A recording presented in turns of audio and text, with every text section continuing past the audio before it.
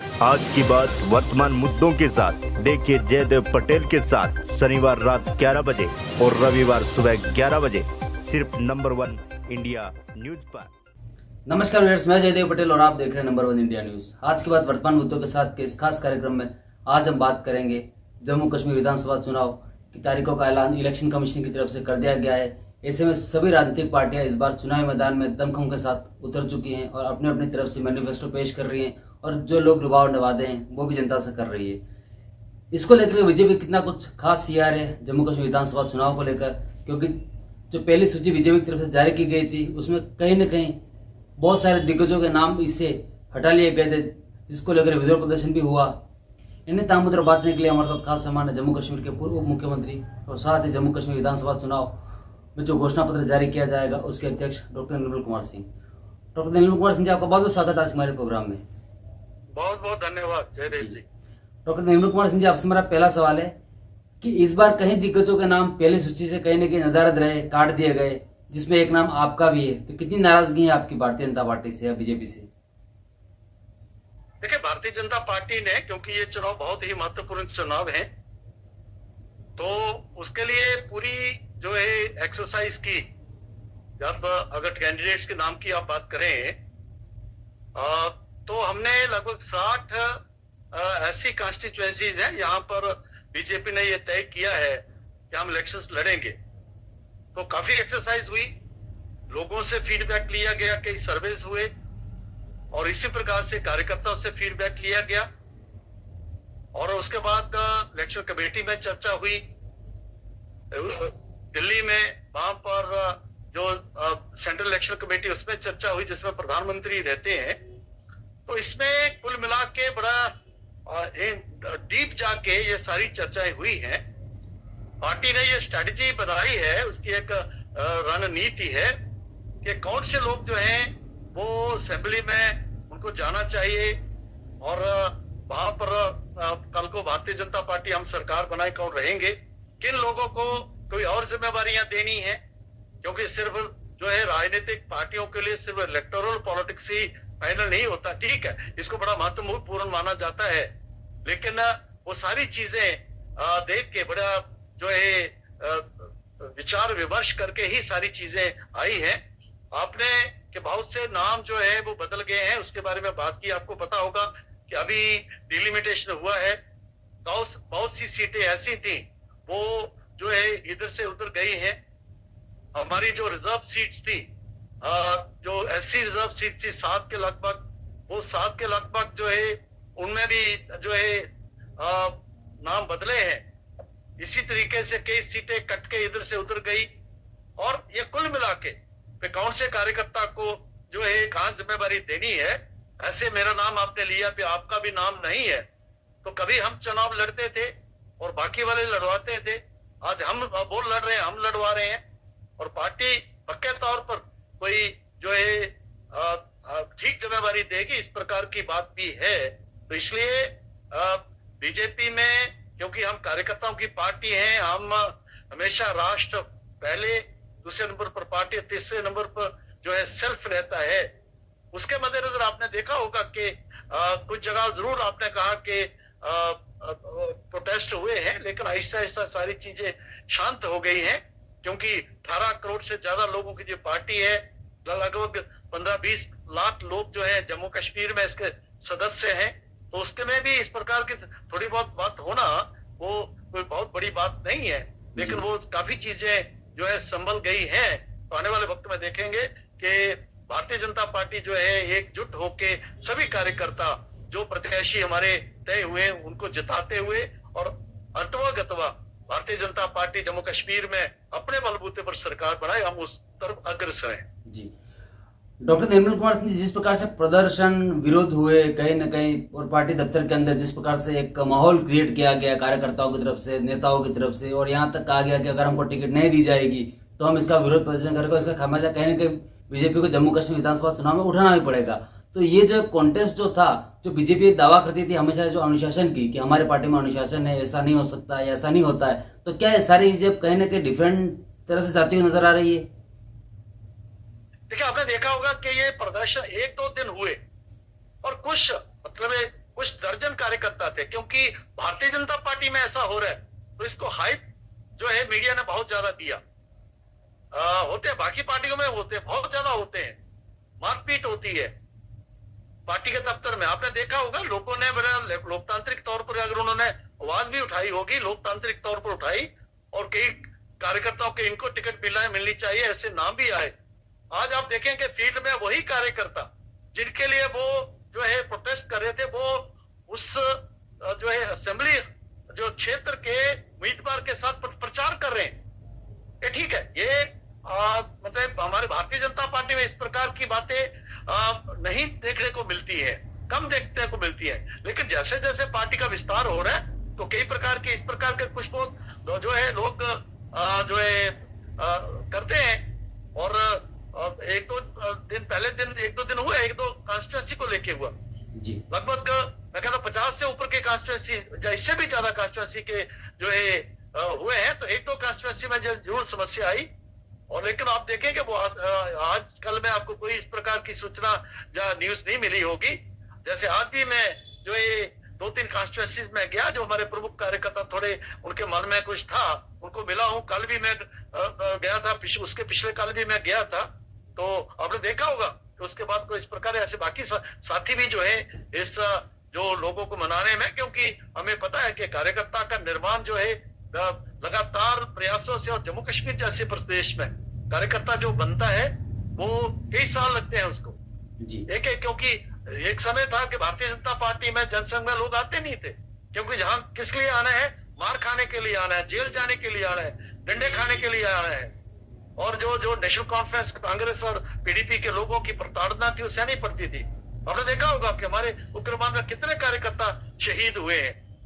तो इसलिए तो हम कार्यकर्ता की हम संभाल कर रहे हैं, जितने भी प्रमुख लोग हैं, तो वो सारा, और काफी हद तक मुझे लगता है 90% तक सारी चीजें संभल गई हैं। और आने वाले 1-2 दिन में जो 10% थोड़ा बहुत जो रहा है वो भी ठीक हो जाएगा। जी, डॉक्टर निर्मल कुमार सिंह जी, किसी भी विधानसभा चुनाव या फिर लोकसभा चुनाव की अगर हम बात करते हैं तो उसमें एक अहम किरदार जो होता है वो मैनिफेस्टो का होता है, और उसी के इर्द गिर्द पूरा चुनाव लड़ा जाता है।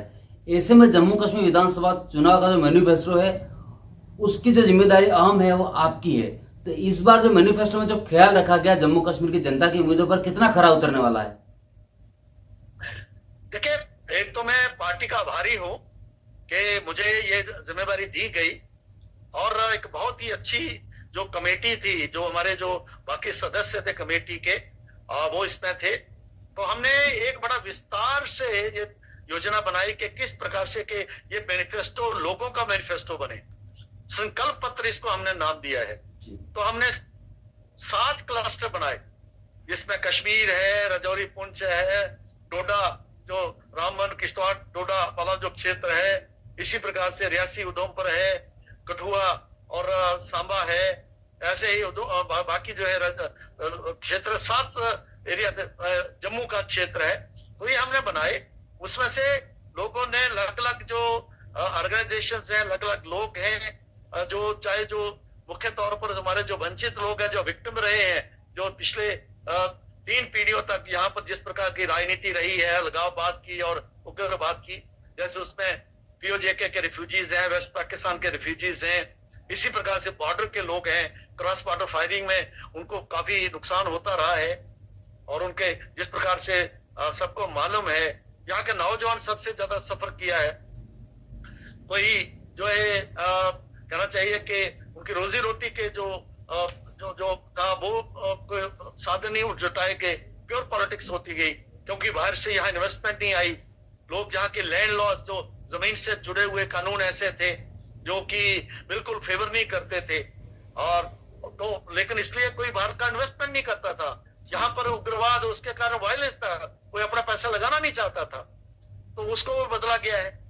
तो ये सारा, तो नौजवानों के रोजगार कैसे, जैसे जो है उसको मिले 1 करोड़ और 35 लाख के लगभग लोग हैं यहाँ, तो यहाँ पर जो रोजगार के कैसे हो, इसी प्रकार से टूरिज्म का बहुत बड़ा पोटेंशियल है यहाँ पर, कश्मीर में तो है ही है। और इसके अलावा जम्मू क्षेत्र में, जैसे रजौरी पुंछ में, इस प्रकार से डोडा में, कठुआ, उधमपुर के जो ऊपरी इलाके हैं बहुत खूबसूरत है। नीचे भी जैसे रंजीत सागर हमारा डैम है, ये पंजाब हिमाचल और जम्मू कश्मीर के वहां बॉर्डर पर है, बहुत बड़ा एक जो है सचमुच वो सागर है, उसमें बहुत बड़ा पोटेंशियल है। इस प्रकार के यहाँ हार्टिकल्चर, एग्रीकल्चर, यहाँ के मजदूर, यहाँ के किसान, यहाँ जो केसर है, केसर जो है कश्मीर का तो मशहूर है, किश्तवाड़ का केसर बहुत दुनिया में मशहूर है। यहाँ हर्बल जो है, एक बार प्रधानमंत्री जी ने अपने जो है कहा था कि जम्मू कश्मीर में हर्बल के लिए जो देसी दवाएं हैं उसके लिए, हर्बल के लिए बहुत बड़ा पोटेंशियल है, उसको कैसे एक्सप्लॉइट किया गया। तो कोई भी पक्ष हमने जो है छोड़ा नहीं है।